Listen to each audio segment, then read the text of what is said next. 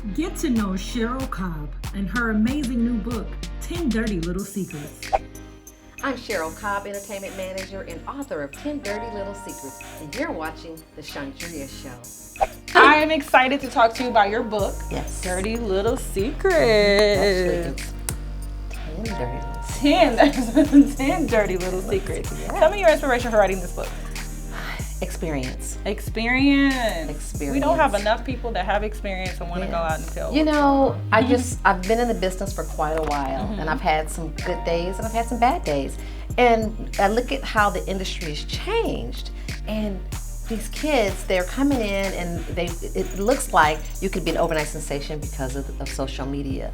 But you know, sometimes they're one-hit wonders. And so I really talk about having a longevity in your career, whether it be singing, dancing, acting. You could be an assistant, an agent, a manager. But it talks about these 10 little things that you need to know about the entertainment industry that's going to happen over and over again. And it never fails, and I know because it's happened to me. My first chapter is called You're Going to Get Fired. You're going to get fired. Why did you choose that as the first chapter? Because we've all been fired. Okay. And sometimes, maybe in a polite way, you know, this is not going to work out, or, you know, you're not. Blame it on something. Yes, you're not quite the fit, but, you know, we have you on our Rolodex, we'll get back with you. It's still the same feeling of being fired, right? And so when you're fired, you just get this negative emotion, and you really start having self-esteem problems. You start questioning yourself and saying, hey, you know, am I good enough? Is somebody better than me? What am I doing wrong? What I want to do? Is this what you start second guessing what you really, really know?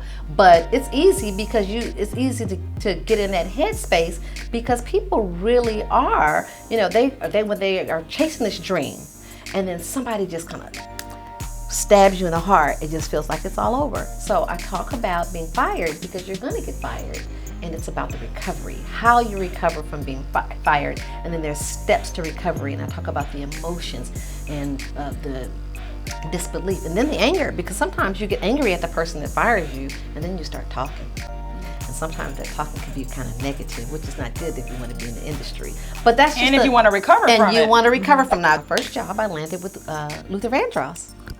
And I left a really great job to go and be a hospitality director. So I used to do all his dressing rooms, his pipe and drapery. Oh, okay. I would order the food, the furniture. I would do the backstage passes, work with radio stations, record label, media.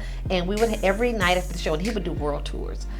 We would have these big meet and greets, and I would host the meet and greets, and I would have this little personality, and they would call me Miss Hospitality. And I would just host all these parties and events for Luther after his shows. And then probably about 6 months later, he had a big international tour in Europe, and he asked me to be a road manager. He was playing with the Royal Philharmonic Orchestra in London. So I went over to be a road manager for the Royal Philharmonic Orchestra. I mean, what is your mind? Like, I know it's so passe, but like Luther Vandross is the height of his career, and you are traveling as his hospitality manager. And his tour manager. and you know what? I knew I could do it. It goes back to that dirty little secret that it all lies within. I got a call after my daughter was born from a good friend over at CAA, Jeff Frasco, that's his name. He's a fantastic agent who does everybody and everything. You name it, he's worked and created tours for. But he called me up, he said, hey, you know, I have somebody I want you to meet. So I was like, I gotta go back to work, I'm ready to go. So I went in, and he introduced me to this British guy, very nice, soft-spoken gentleman. We talked and talked, and about 15 minutes of talking, he said, okay, you're hired. You're gonna come work with me. And after 15 minutes of talking?